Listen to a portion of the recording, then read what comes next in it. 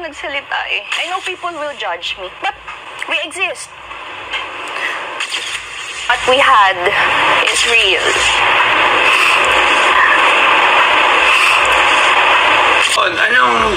Ano po yan? Asiana Airlines. Asiana Airlines. Sir Francis, pogi talaga ng idol ko eh. Oo, iba talaga yan. Bagets talaga yan. Yan ang hindi rin natanda. May polo na siya, may jersey pa siya. Oo. Ano to? Personal worn? Yes. Binigay sa inyo po? Yes po. Personal worn. Bakit? Saan niyo po nakilala Sir Francis? Actually, nanood ako ng Itbulaga. Nanood ka ng Itbulaga. Tapos doon, nakita niya ako, gumawa siya ng way para to get my number. And then, yun na yun. Doon na nag-start yung story. Anong story yan? Hintay lang ha. Hintay lang. Hintay muna. Hintay muna. Here. I love you? Firma niya to? Oh my God. Dahil lang, kinikilabutan naman ako. Abigail Han, I love you so much. Dahil lang, ma'am. Nakakaiyak. Bigla po? naiiyak. Tinala mo yung Ano po ito? signature niya. Signature yan. Nasa card yan na kaya lang, ang tagal na. Nakalagay dito? Mwah, kiss. Mwah. Mwah you.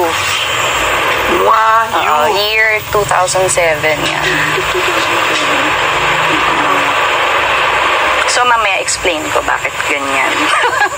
Ito may pirma yung damit. Wala. Wala.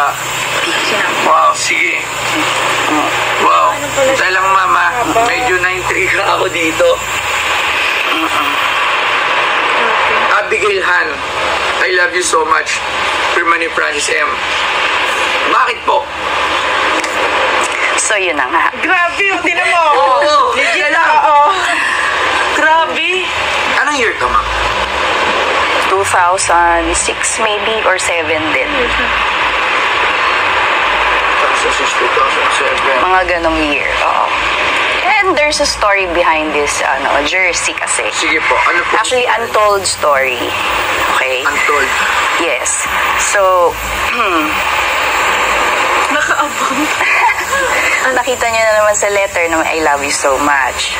So, meaning to say, may relationship. Okay? So, Relationship with Sir Francis. yes. Ngayon, nung nagkaanak kami, buntis ako nun, syempre, nagkaanak. And that's her. That's her. Sabi ko na naman, Francis. That's her. Ano pangalan mo, baby girl? Gail Francesca. Gail Francesca. Yeah. Lang. Siya nagpangalan dyan, ha? Gail Francesca. Gail, Abigail, Francis, Francesca. So, siya nagpangalan sa kanya, oo. So, yun na nga. Kaya, Oo nga. Mukha niya, no? Ang ganda niya, no? yung kanila. Sige po, kinikilabutan kasi ako eh. Kaya nga yan, ay, grabe. Sige ma'am, ano pong natin? Story sa jersey Sige na po, to. sa jersey. Ngayon, syempre, buntis ako. Tatantrums ako kasi busy siya. US tour with Bulaga, mga ganyan. So, nagre-reklamo na ako na sobrang busy, wala nang time for me. Ngayon, there's this one time na umuwi siya sa Cavite, sa bahay. Nagtataka ako, suot niya, pagbaba niya ng kotse, itong jersey na to. Kasi ang usual niyang suot ay yung kung ano yung suot niya sa show or sa Bulaga. Minsan kasi after Bulaga, diretso na siya sa Cavite to visit me.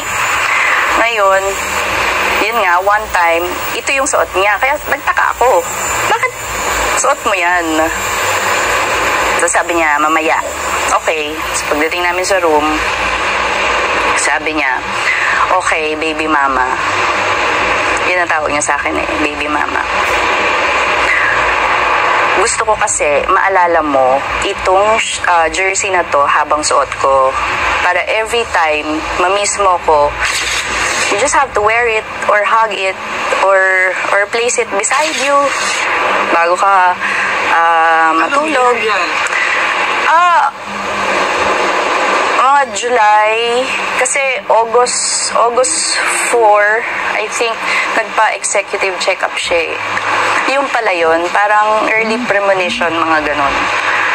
So, ngayon, nagpaalam din siya that day na magpapa-executive check-up ako kasi nahirapan na siya eh. Sa pain, nagtataas ako ng 3 pillows para ma-elevate yung legs niya dahil sobrang sakit. Lagi siyang inaantok. So sabi ko, pa-check up ka na. So nagpa-check up siya. That was like August 3 or 4, I'm not sure. Hindi, sabi niya, overnight lang yun ha, ganyan. So tumawag siya, sabi niya pa, anemic lang siya. Pero siguro na-realize niya, lalabas din sa news, makikita ko sa TV, inamin niya din na, yun nga, may cancer siya. So, yun yung story ng shirt na yan, na para bang early premonition, na parang, i-keep mo yan, that's for you, that's for our baby. And simula na nasa hospital siya, lagi siya tumatawag everyday, tapat ko sa tiyan ko yung, kasi nanganak ako September 8. So, 8 months yung tiyan ko. And sobrang gumuho talaga yung mundo ko nung time na yun. Kasi, okay kami, ang dami naming plano, tapos bigla siya nagkasakit. And pinakamahirap na part is, yung situation ko, yung hindi ka pwedeng lumabas. Ayoko namang dagdagan pa dahil may sakit na, diba? It will add, burden pa. Yeah. Ngayon, yun, that's the story of that shirt na we exist, me and my daughter, our daughter, Cheska. Grabe. He personally, me and my daughter. Siguro naman, ito na lang yung karapatan na pwede kong magawa para sa kanya. Kasi hindi naman ako nagsalita eh. I know people will judge me. But, we exist. What we had is real.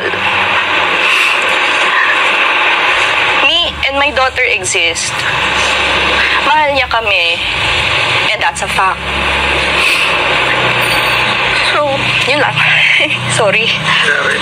Pero kasi kahit matagal na, every time kahit sa mga friend ka ng mahal, akala mo wala na. Pero nandito lang siya.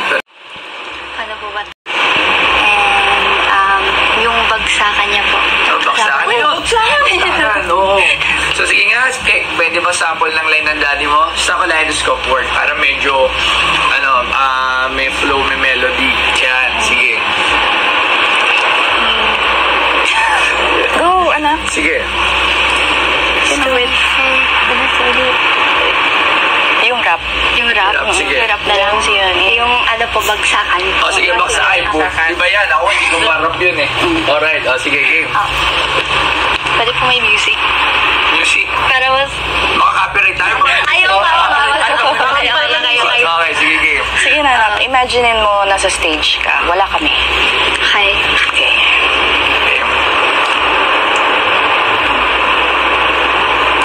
Uzio, Ingram, she goes on a maximum, not a 45 or 44 Magnum, and it ain't even a 357. No, it's Hope Gitch, but the mouth so listen, nandito na si Kiko at kasama si Chito at si Glap 9. It's time to rock right. Yung lumabas sa mga salita sa kibibig, di pa dadaig ang bunga.